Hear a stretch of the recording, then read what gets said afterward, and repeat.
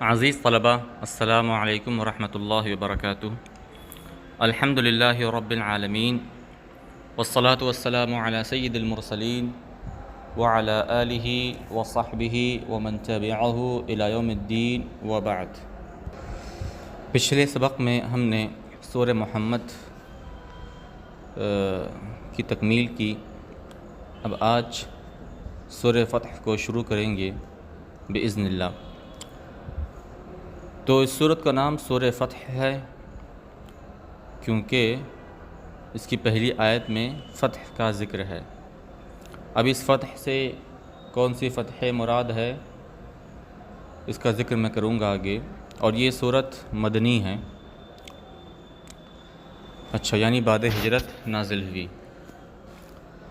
اب پہلے ہم اس کو شروع کرتے ہیں۔ اعوذ باللہ من الشیطان الرجیم، بسم اللہ الرحمن الرحیم۔ انا فتحنا لک فتحا مبینا۔ فتحنا، فتح کا لغوی معنی تو ہوتا ہے کھولنا، یعنی کسی چیز کی بندش کو دور کرنا، لیکن یہاں پر فتح سے مراد فتح بلد ہے، یعنی کسی شہر کو فتح کرنا۔ اور کسی شہر، کسی ملک یا کسی علاقے کو فتح کرنے کا مطلب ہوتا ہے اس پر اس کو حاصل کرنا، اس کو اپنے قبضے اور اپنے اختیار میں لینا۔ اچھا، یہاں پر فتحاً یہ مفعول مطلق ہے، مبیناً اس کی صفت ہے، ابانا یبینو سے بیناً ظاہراً کے معنی میں، اور خطاب نبی سے ہے۔ ترجمہ یہ ہوگا، اے نبی، یقیناً ہم نے آپ کو واضح اور کھلی فتح عطا فرمائی۔ اچھا، اب اس فتح سے کون سی فتح مراد ہے، اس میں مفسرین کا اختلاف ہے۔ تو بعض مفسرین نے کہا اس سے فتح مکہ مراد ہے، اور بعض نے کہا کہ اس سے فتح مکہ اور دیگر تمام فتوحات مراد ہیں جو کہ اسلام میں واقع ہوئی۔ اچھا، تو اب اس پر یہ شبہ ہو سکتا ہے کہ یہ آیت نازل ہوئی ہے صلح حدیبیہ سے واپسی کے وقت راستے میں، اور اس وقت فتح مکہ تو نہیں ہوا تھا، یعنی مکہ کی فتح نہ ہوئی تھی۔ تو یہاں پر اللہ نے صیغہ ماضی سے کیوں تعبیر کیا، انا فتحنا، یعنی ہم نے فتح دے دی، فتح عطا کر دی؟ تو اس کا جواب ان مفسرین نے دیا ہے کہ یہ تحقق وقوع کے لیے ہے، یعنی کہ مکہ کی فتح یقینی ہے، متحقق ہے، اسی لیے اس کو صیغہ ماضی سے تعبیر کیا، گویا کہ وہ فتح ہو چکی۔ جیسا کہ اس کی بہت سی نظیریں ہیں، خود قرآن پاک میں بھی، اتی امر اللہ فلا تستعجلوا، اقتربت الساعہ، وغیرہ وغیرہ۔ اچھا، ایک جواب یہ بھی دیا ہے مفسرین نے کہ یہاں پر مراد یہ ہے کہ ہم نے تمہارے لیے اس فتح کا فیصلہ کر دیا ازل میں ہی، یعنی یہ فیصلہ یہ ازل میں ہو چکا ہے، ماضی میں ہو چکا ہے۔ اور مراد ہے، عبارت ہے اصل، انا قضینا بفتح مکہ فی الازل۔ اچھا، لیکن جو محققین ہیں اور جو راجح قول ہے وہ یہ ہے کہ اس فتح سے مراد فتح مکہ نہیں بلکہ صلح حدیبیہ ہے۔ اس کی وجہ یہ ہے کہ کئی روایتوں سے یہ ثابت ہے کہ یہ آیت صلح حدیبیہ سے واپسی کے وقت راستے میں نازل ہوئی۔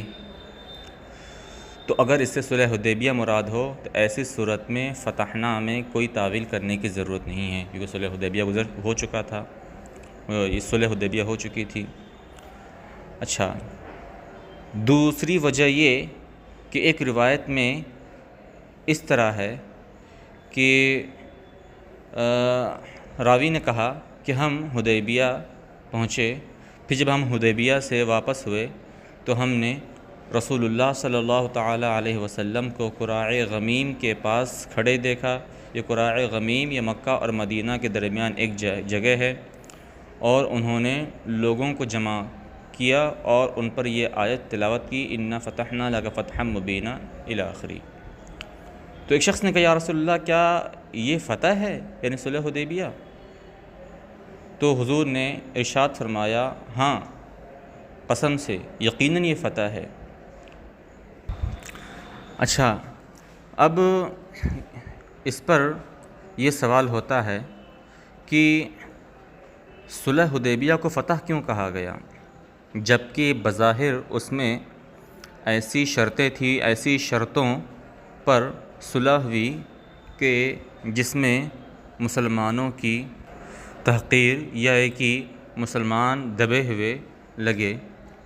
تو اس کا جواب یہ ہے کہ اس صلح پر یا اس صلح کی وجہ سے جو آثار مرتب ہوئے وہ کسی فتح سے کم نہیں ہیں۔ اس صلح کی وجہ سے اب امن و امان مسلمانوں کے درمیان عام ہو گیا، اور اب مسلمان اسلامی دعوت اور اللہ کی دعوت عام کرنے کے لیے اب کفار کے ساتھ مل سکتے تھے، اور ایک مقام سے دوسرے مقام تک بلا خوف و خطر سفر کر سکتے تھے، اور اپنے دین کا پیغام اور اسلام کی دعوت دے سکتے تھے، اور اسی دعوت کی وجہ سے ہزاروں لوگ مشرف بہ اسلام ہوئے، دامن اسلام سے وابستہ ہوئے۔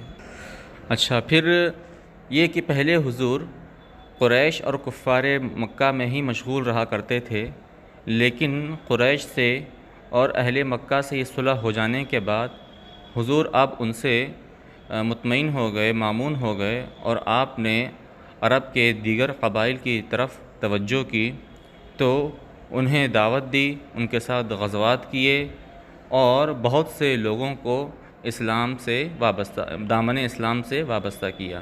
تو مراد یہ ہے گویا کہ یہ صلح یہ فتح کا سبب ہوا۔ ہاں، تو اب اصل عبارت ہوگی اوجدنا لک سبب الفتح، یعنی ہم نے اس صلح کو فتح کا سبب بنایا آپ کے لیے۔ اچھا، اور اس کی دلیل یہ بھی ہے کہ صلح حدیبیہ کے موقع پر نبی اکرم صلی اللہ علیہ وسلم 1400 اصحاب کے ساتھ روانہ ہوئے مکہ کی طرف، لیکن 2 ہی سال کے بعد جب فتح مکہ کے وقت جب حضور روانہ ہوئے تو اس وقت آپ کے ساتھ 10,000 افراد تھے۔ تو اس سے پتہ چلتا ہے کہ یہ صلح حدیبیہ یہ مسلمانوں کے لیے بہت ہی بڑی فتح اور بہت سے فوائد کا سبب بنی، اسی لیے اللہ رب العزت نے اسے فتح مبین سے تعبیر کیا۔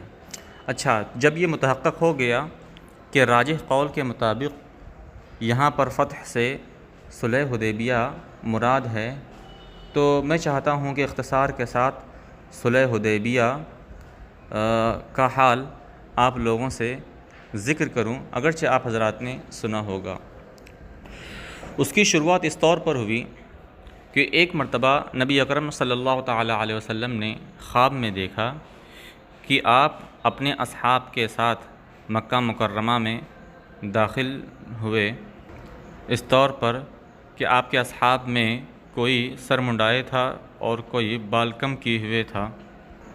آپ نے اپنا یہ خواب صحابہ کرام کے سامنے رکھا تو وہ لوگ خوش ہو گئے، اور ان کو لگا کہ اب ہم مکہ میں جا سکیں گے، کیونکہ نبی کا خواب جھوٹا نہیں ہوتا ہے بلکہ وہ وحی الہی ہوتی ہے، اور اسی کی صراحت قرآن پاک میں بھی ہے، لقد صدق اللہ رسولہ الرؤیا بالحق لتدخلن المسجد الحرام ان شاء اللہ آمنین محلقین رؤوسکم ومقصرین لا تخافون الی آخر الآیہ۔ چنانچہ حضور نے عمرے کا ارادہ فرمایا اور اپنے ساتھ 1400 اصحاب کو لیا، اس طور پر کہ ان کے پاس صرف تلواریں تھیں، وہ بھی نیاموں میں، اور تلواروں کے علاوہ کوئی ہتھیار ساتھ نہ رکھا، اور اپنے ساتھ انہوں نے قربانی کے جانور بھی لیے قربانی کرنے کے لیے، تاکہ یہ اس بات کا ثبوت بھی ہو جائے کہ کفار مکہ کے لیے کہ وہ جنگ کے ارادے سے نہیں آ رہے ہیں بلکہ وہ طواف کے ارادے سے آ رہے ہیں۔ حضور یکم ذی قعدہ سن ہجری 6 کو روانہ ہوئے اور ذوالحلیفہ میں پہنچ کر وہاں مسجد میں 2 رکعتیں پڑھی، اس کے بعد احرام باندھا، اور حضور کے ساتھ آپ کے بیشتر اصحاب نے بھی وہیں سے احرام باندھا، بعض اصحاب نے جحفہ سے احرام باندھا۔ پھر جب حضور مقام عصفان میں پہنچے، یہ مکہ اور مدینہ کے درمیان ایک مقام ہے، تو وہاں پر بشر بن سفیان کعبی حضور کے پاس تشریف لائے اور عرض کیا رسول اللہ، قریش کو آپ کے سفر کا علم ہو چکا ہے، تو وہ مقام ذی طویٰ میں، جو کہ مکہ کے قریب ایک مقام ہے، وہاں پر وہ لوگ پڑاؤ ڈالے آپ کے مقابلے کی تیاری میں ہیں، اور انہوں نے یہ عہد کر رکھا ہے کہ آپ کو مکہ میں داخل ہونے نہیں دیں گے۔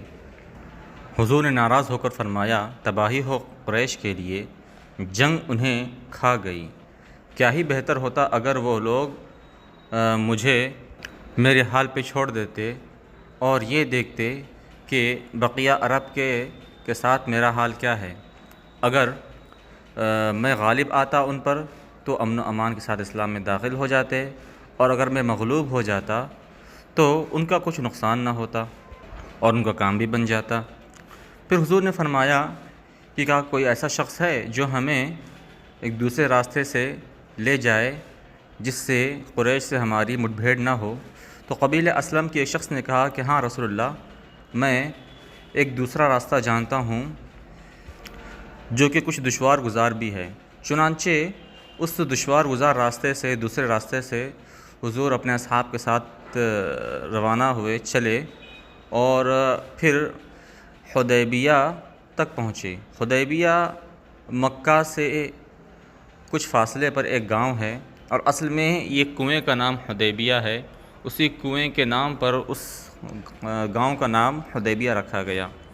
جب اس گاؤں تک پہنچے حضور تو آپ کی اٹھنی یہ وہاں پر بیٹھ گئی جس کا نام قصوہ تھا۔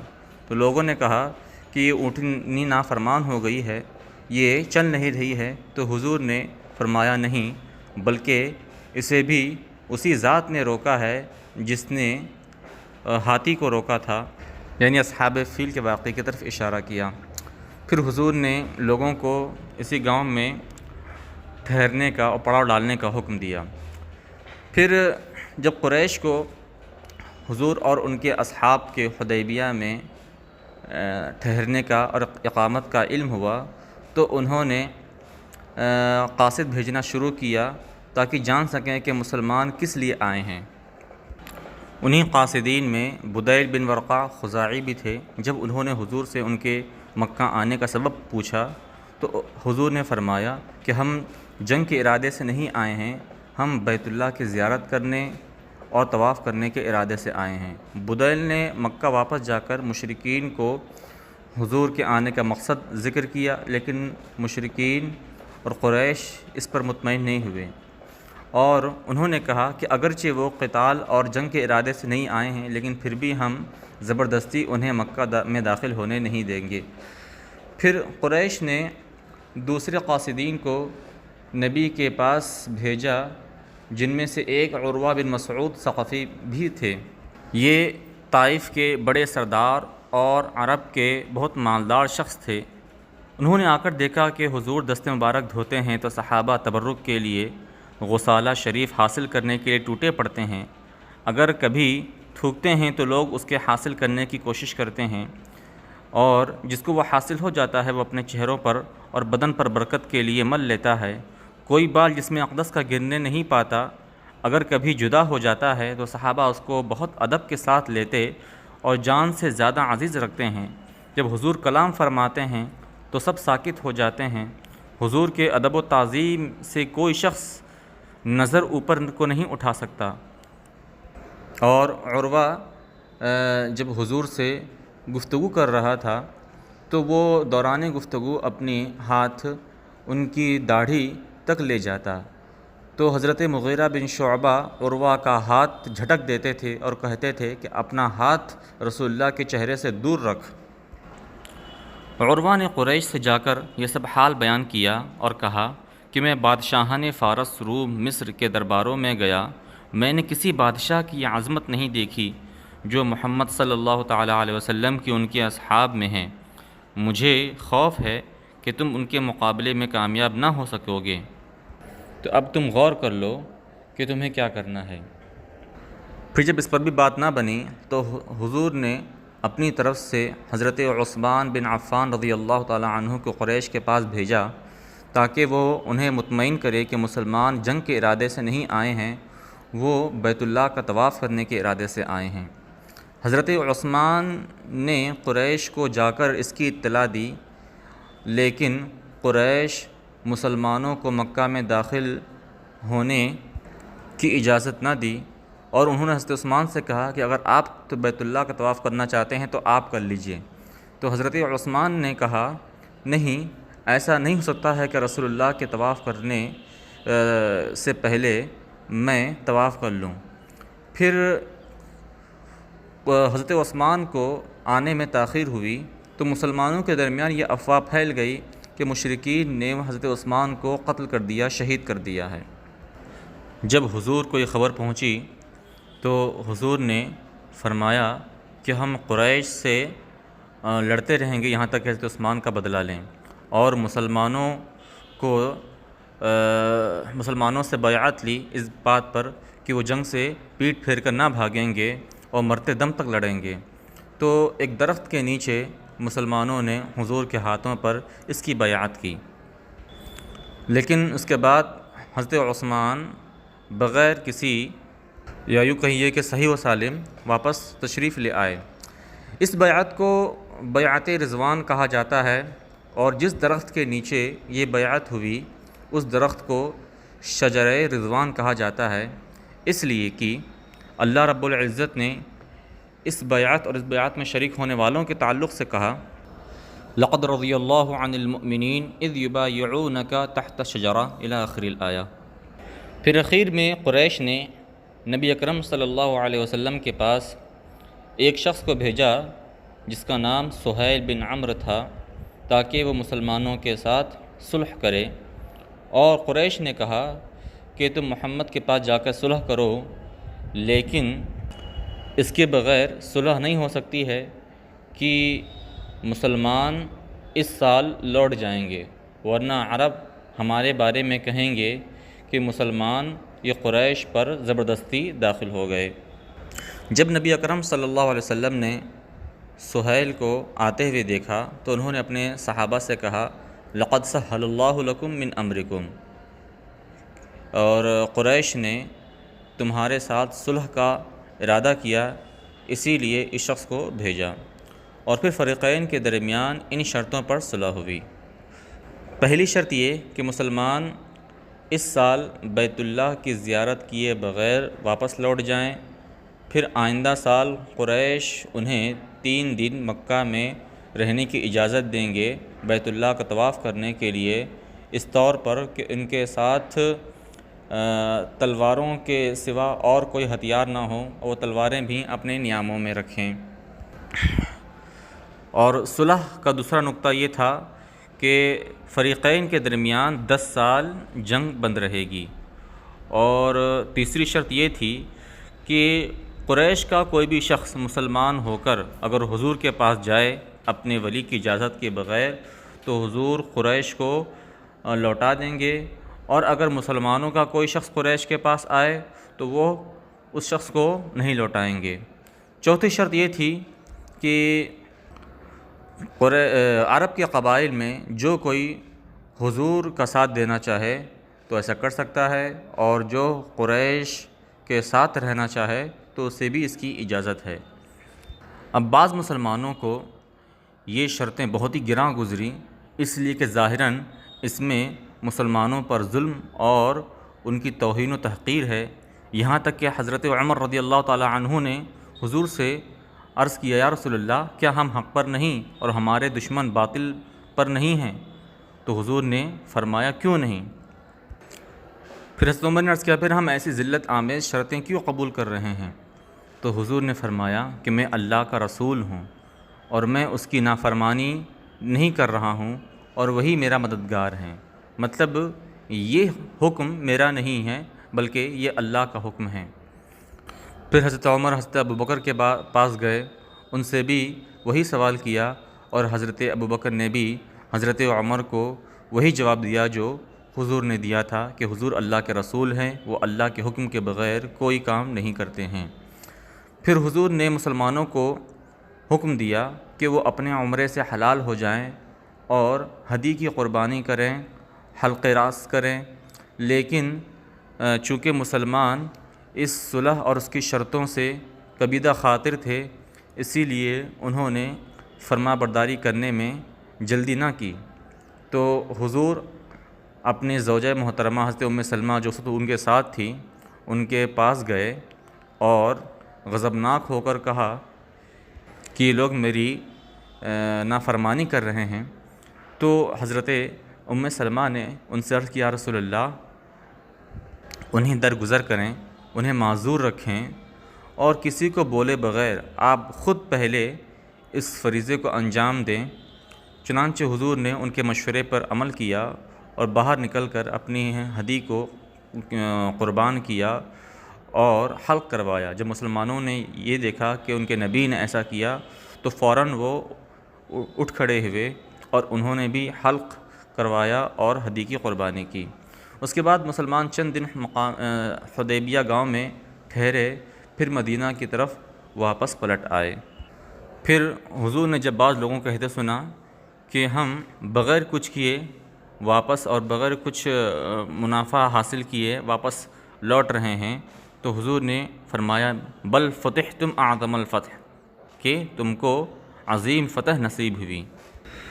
اور چونکہ مسلمان اس صلح اور اس کی شرطوں کی وجہ سے نیز بغیر طواف کیے ہوئے واپس لوٹنے کی وجہ سے کبیدہ خاطر تھے، تو اللہ رب العزت نے مسلمانوں کی تسلی اور ان کا غم دور کرنے کے لیے مقام قراع غمیم میں حضور پر یہ آیتیں نازل فرمائیں۔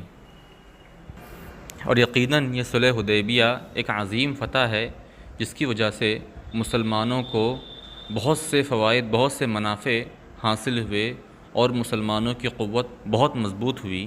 اس کا ذکر میں پہلے کر چکا ہوں۔ اچھا، اس سفر میں حضور سے معجزات بھی صادر ہوئے۔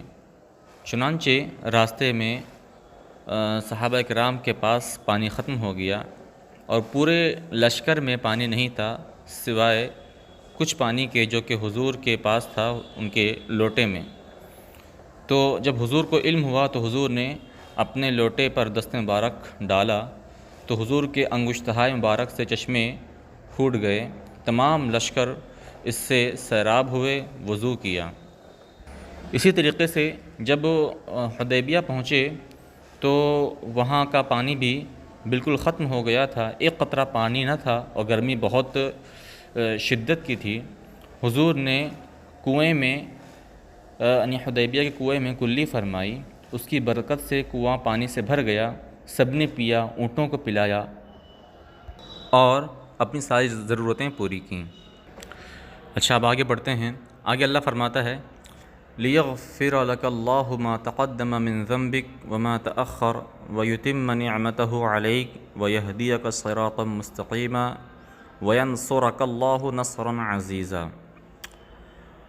اس میں لام کہ ہے، اس کے بعد ان مقدر ہے علت کے لیے، اس وجہ سے یغفرہ یہ فعل مضارع منصوب ہے ان ناصبہ مقدر کی وجہ سے، اور اسی پر جو دوسرے افعال معطوف ہیں وہ بھی منصوب ہیں، اور اس میں ذنب کا معنی جانتے ہیں آپ حضرات، اور کوئی مشکل لفظ نہیں ہے۔ نصر ینصر مدد کرنا، عزیزاً قویاً کے معنی میں، اور ترکیب بھی تقریباً سب کی واضح ہے۔ ما تقدم من ذنبک کا من جو ہے یہ بیان ہے ما کا۔ اچھا، اور اسی طریقے سے ما تأخرہ کے بعد بھی من ذنبک یہ مقدر ہے جو کہ بیان ہے ما کا، ما موصولہ ہے۔ اچھا، اب ترجمہ سنیں۔ تاکہ اللہ تعالی آپ کی اگلی پچھلی بھول چوک بخش دے اور آپ پر اپنی نعمتیں مکمل فرمائے اور آپ کو سیدھی راہ دکھائے اور آپ کی اللہ زبردست مدد فرمائے۔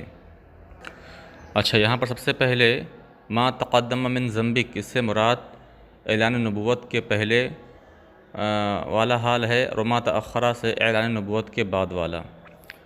اچھا، اب یہاں پر بھی وہی مسئلہ درپیش ہوتا ہے جس سے پہلے میں ذکر کر چکا ہوں پچھلی صورت میں، کہ جب انبیاء معصوم ہیں، خاص کر سید الانبیاء، تو پھر ان سے ان کے گناہ کو معاف کرنے کا کیا مطلب ہو سکتا ہے؟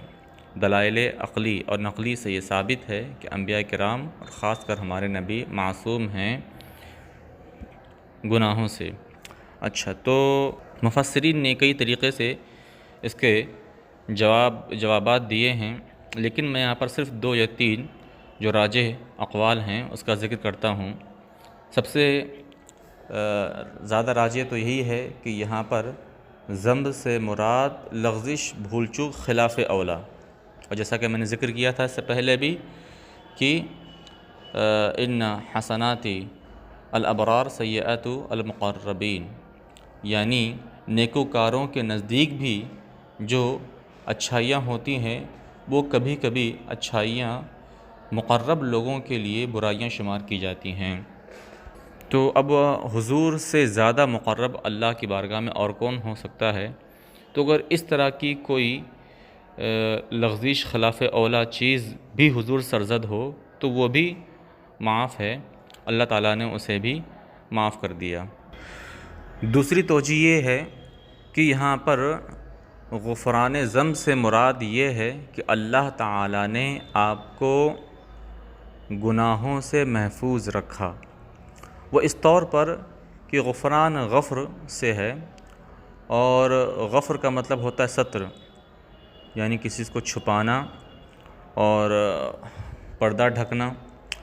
اب یہ ستر 2 طریقے سے ہو سکتا ہے کہ وہ پردہ ڈھکنا یا حائل ہونا، یا تو یہ بندے اور گناہ کے درمیان ہو، یا ایک ہی گناہ اور عقوبت کے درمیان ہو، یعنی گناہ ہو گیا لیکن اب اس کی سزا یہ گناہ پر مرتب نہ ہو، تو یہ بھی ایک طریقے سے جو ہے غفران ہے، کیونکہ یہاں پر بھی حائل ہونا پایا جا رہا ہے کہ گناہ اور سزا کے مرتب ہونے کے درمیان۔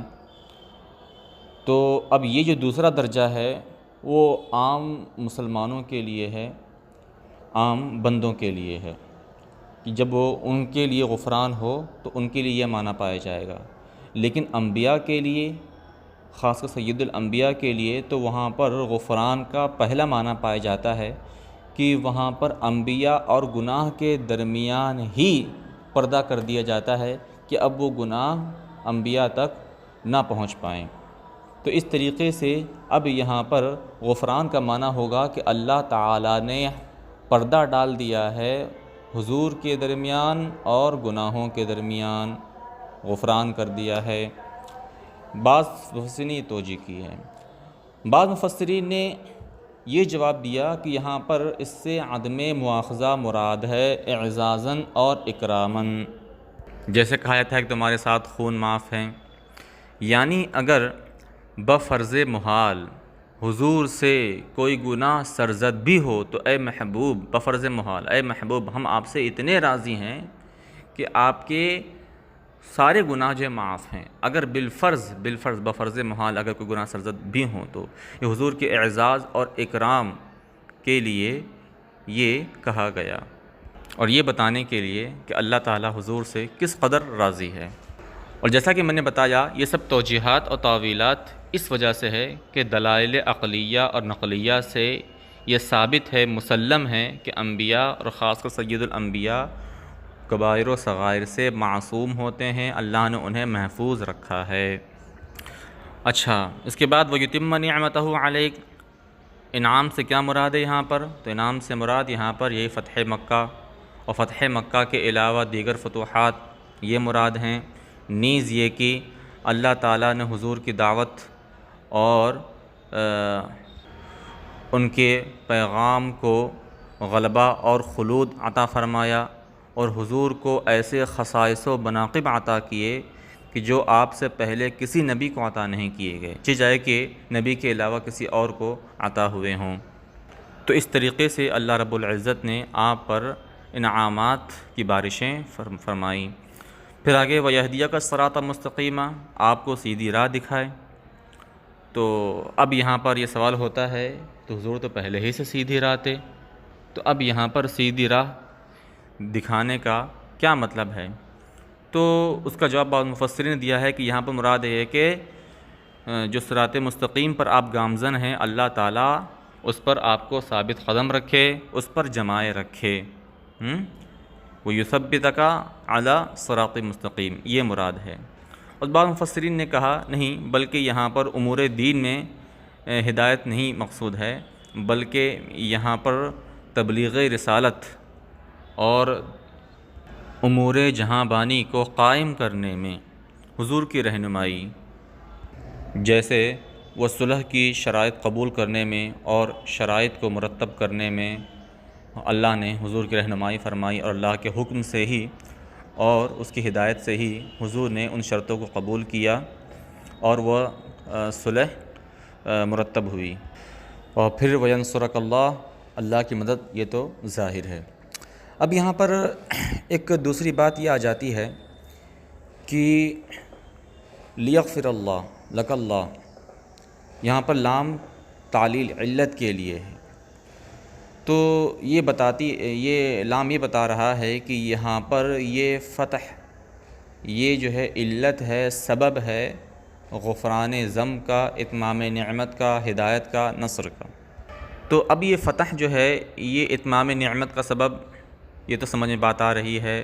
اچھا، ہدایت کا سبب ارشاد یعنی امور دنیا میں، یہ تو بات سمجھ میں آ رہی ہے۔ اسی طریقے سے نصر، یہ بھی بات سمجھ میں آ رہی ہے۔ لیکن یہ فتح جو ہے یہ غفران ذنب کا سبب ہے، یہ بات سمجھ میں نہیں آ رہی ہے کہ ہم نے تمہیں فتح دی تاکہ تمہارے گناہ، تمہاری بھول چوک معاف کرے۔ تو اس کا جواب بعض مفسرین نے دیا ہے کہ یہ فتح اگرچہ اللہ نے عطا فرمائی، لیکن یہ حضور کے جہاد اور قتال سے یہ فتح ہوئی ہے۔ تو اب جہاد اور قتال کی وجہ سے فتح ہوئی، تو اس پر اب ثواب کے حقدار ہوئے حضور، اور صلہ کے، اور غفران سے عظیم کوئی صلہ نہیں ہے، مغفرت سے عظیم کوئی صلہ نہیں۔ تو اسی لیے اب اس فتح جو کہ حضور کے جہاد اور قتال کے سبب ہوئی، تو اس کے صلہ میں حضور کو ایک عظیم نعمت غفران ذنب یہ عطا ہوئی۔ اب پھر وہی سوال پیدا ہوگا کہ بھائی صلہ کی کیا ضرورت تھی جبکہ حضور تو پہلے ہی سے مغفور ہیں؟ تو اس کا جواب یہ ہے کہ حضور کو یہ غفران ذنب کا انعام ملا تاکہ امت راغب ہو جہاد میں، کہ حضور کے جہاد کی وجہ سے جب حضور کو غفران ذنب کا انعام ملا، تو ہم بھی اگر جہاد کریں گے تو ہمیں بھی مغفرت اور غفران کا عظیم انعام ملے گا اللہ تعالیٰ کی طرف سے۔ اور بعض مفسرین نے یہ جواب دیا کہ یہاں پر جو علت ہے، یہاں پر 4 چیزیں مذکور ہیں: غفران ذنب، اتمام نعمت، ہدایت اور نصر۔ تو یہ فتح جو ہے یہ ان 4 چیزوں کی علیحدہ علیحدہ علت نہیں ہے، بلکہ مجموعی طور پر یہ چاروں چیزوں کی علت ہے۔ تو اس کا مطلب یہ ہے کہ ہم نے آپ کو فتح عطا کی تاکہ یہ غفران ذنب کے ساتھ ساتھ اتمام نعمت، ہدایت اور نصر بھی آپ کو عطا کریں، یعنی غفران ذنب کا عظیم انعام تو آپ کو پہلے ہی سے حاصل ہو چکا ہے، لیکن اس کے ساتھ ساتھ یہ نعمتیں بھی آپ کو عطا کریں۔ اس کے بعد اللہ آگے فرماتا ہے: هو الذی انزل السکینة فی قلوب المؤمنین لیزدادوا ایمانا مع ایمانہم وللہ جنود السماوات والارض وکان اللہ علیما حکیما۔ اس میں سکینہ، سکون، اطمینان، اور جنود، جند کی جمع لشکر کے معنی میں، اور باقی سارے الفاظ واضح ہیں۔ پہلے ترجمہ سن لیں۔ وہی ہے جس نے ایمان والوں کے دلوں میں اطمینان اتارا تاکہ انہیں اپنے ایمان کے ساتھ مزید ایمان حاصل ہو یا اپنے ایمان کے ساتھ ان کے ایمان میں اضافہ ہو، اور اللہ ہی کی ملک ہیں آسمان اور زمین کے لشکر، اور اللہ علم و حکمت والا ہے۔ یعنی صلح حدیبیہ کی شرطوں کو لے کر جو بے اطمینانی اور بے چینی مسلمانوں کے درمیان تھی، اللہ نے اس کو لے کر اطمینان مسلمانوں کے دلوں میں اتارا۔ نیز حضرت عثمان رضی اللہ تعالی عنہ کا بدلہ لینے کے لیے جو بیعت ہوئی تھی، تو اللہ نے مسلمانوں کے دلوں میں یہ ثابت قدمی اور یہ اطمینان اتارا کہ وہ جنگ میں ڈٹے رہیں گے اور پیٹ پھیر کر نہ بھاگیں گے۔ اچھا، اب یہ آسمان و زمین کے لشکر سے مراد یا تو تمام جن و انس و ملائکہ ہیں، یا یہ کہ صرف ملائکہ ہیں آسمان و زمین کے، یا یہ کہ آسمان کے لشکر ملائکہ اور زمین کے لشکر حیوانات، یا یہ کہ آسمان کے لشکر جیسے بجلی، گرج اور پتھر جن سے امتوں کو تباہ کیا گیا، اور زمین کے لشکر جیسے کہ زلزلے اور خسف یعنی زمین میں دھسنا اور پانی میں ڈبانا، جو بعض امتوں کو اس سے عذاب دیا گیا، اس میں مبتلا کیا گیا۔ اور یہاں پر اس کے ذکر کا مقصد یہ ہے کہ اگر اللہ اپنے دین کی نصرت کا ارادہ فرماتا تمہارے علاوہ کسی اور سے، کسی اور لشکر سے، تو اللہ ایسا کر سکتا تھا، اس کے پاس بہت سے لشکر ہیں، لیکن اللہ نے ایسا نہیں کیا، بلکہ اہل ایمان کے دلوں میں سکون اتارا، اطمینان اتارا، تاکہ انہی کے ہاتھوں دشمنوں کی ہلاکت ہو اور مسلمانوں ایمان والوں کو اس کا ثواب ملے۔ اچھا، اس سے شوافی حضرات نے یہ استدلال کیا کہ ایمان یہ تجزی وہ قبول کرتا ہے، یعنی ایمان میں کمی اور بیشی ہو سکتی ہے، کہ اللہ نے فرمایا ان کے ایمان کے ساتھ ایمان میں اضافہ کرے، تو اس سے پتہ چلتا ہے کہ ایمان میں اضافہ بھی ہو سکتا ہے، اسی طریقے سے ایمان میں کمی بھی ہو سکتی ہے۔ تو یہ تو شوافی کا مذہب ہے، لیکن احناف کا مذہب یہ ہے کہ ایمان تجزی کو قبول نہیں کرتا، مطلب ایمان میں کمی بیشی نہیں ہو سکتی ہے اجزاء کے لحاظ سے، ہاں ایمان کمزور اور پختہ ہو سکتا ہے۔ یہاں پر بھی یہی مراد ہے کہ اللہ تعالیٰ ان کے ایمان کو اور پختہ کرے، یا یہ کہ یہاں پر ایمان میں جو اضافے کی بات ہے وہ نفس ایمان میں نہیں، بلکہ مومن بھی میں اضافے کی بات ہے، یعنی کہ پہلے اللہ نے چند احکام نازل فرمائے تو اس پر مسلمانوں نے ایمان لائے، مسلمان ایمان لائے، ٹھیک ہے، اب اس کے بعد پھر مزید کوئی نیا حکم نازل فرمایا تو اب اس نئے حکم پر بھی مسلمان ایمان لائے، تو اب یہاں پر جیسے جیسے حکم آتا رہے گا، نئے نئے احکام آتے رہیں گے، تو مسلمانوں کا ایمان بڑھتا رہے گا، لیکن یہ ایمان تو وہی رہے گا، لیکن یہ کہ مومن بھی جس پر ایمان لا رہے ہیں وہ احکام بڑھتے رہیں گے۔ تو یہاں پر ایمان میں اضافے سے مراد مومن بھی میں اضافہ ہے، کہ جو بھی نیا حکم آتا ہے تو ایمان والے اس پر فوراً ایمان لے آتے ہیں، اس کو مان لیتے ہیں، تسلیم کر لیتے ہیں۔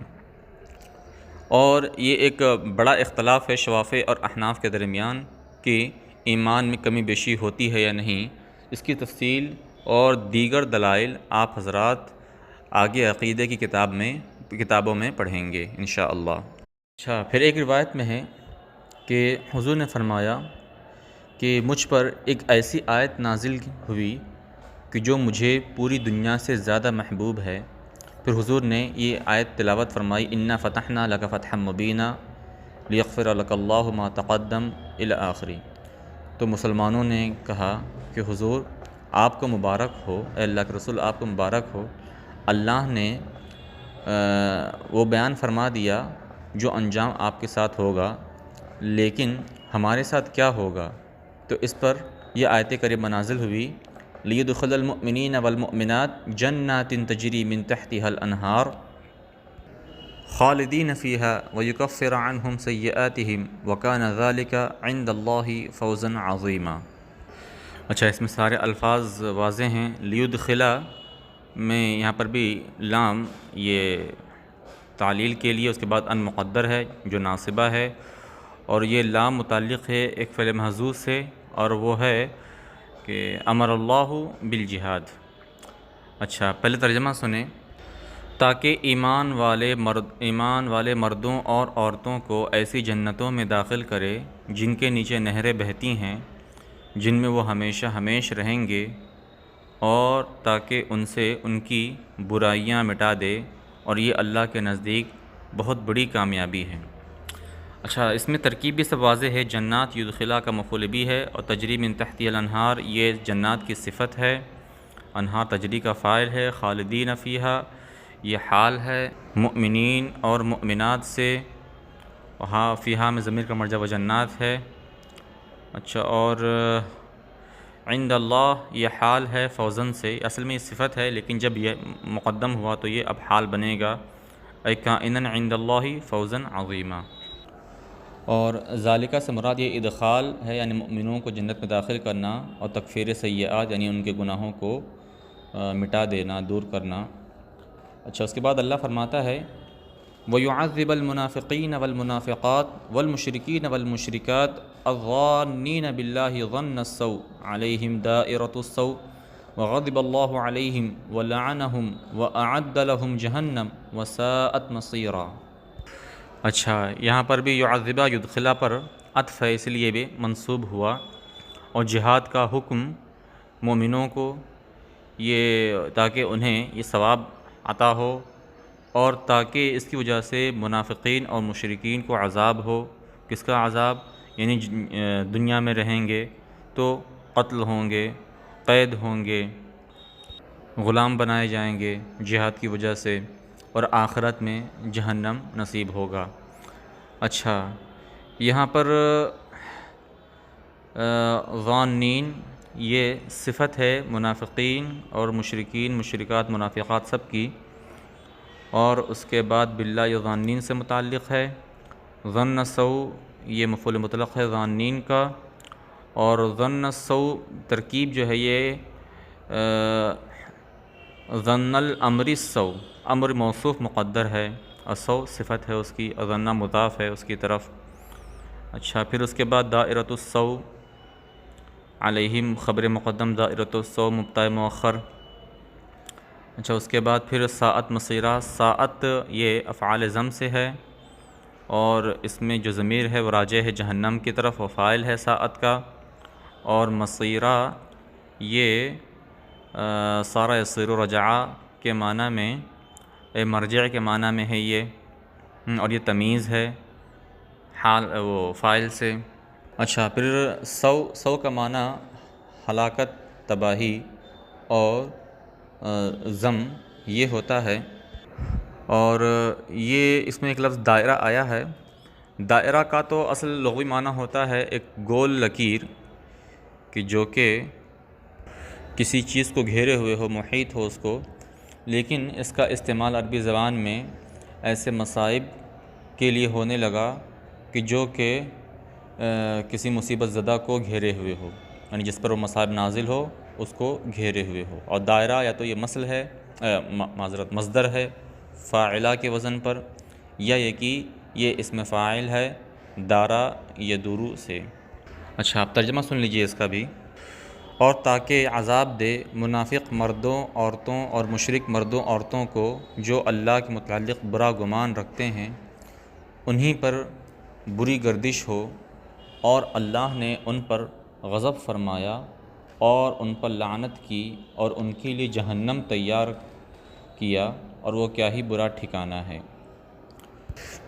اچھا، یہاں پر اللہ کے متعلق برا گمان کرنے سے مراد رسول اور ایمان والوں کے متعلق برا گمان کرنا، کہ جب یہ مکہ کی طرف نکلے تو اس موقع پر انہوں نے گمان کیا کہ اب یہ واپس پلٹ کر نہ آ پائیں گے، اور مشرکین مکمل طور پر ان کا صفایا کر دیں گے، جیسا کہ اسی صورت میں آگے ہے بل ظننتم ان لن ينقلب الرسول والمؤمنون الى اہلیہم ابدا۔ نیز برا گمان یہ بھی ہے کہ وہی سمجھتے تھے کہ وہی حق پر ہیں اور اہل ایمان باطل پر، اور وہی غالب ہوں گے، اور مؤمنین مغلوب ہوں گے۔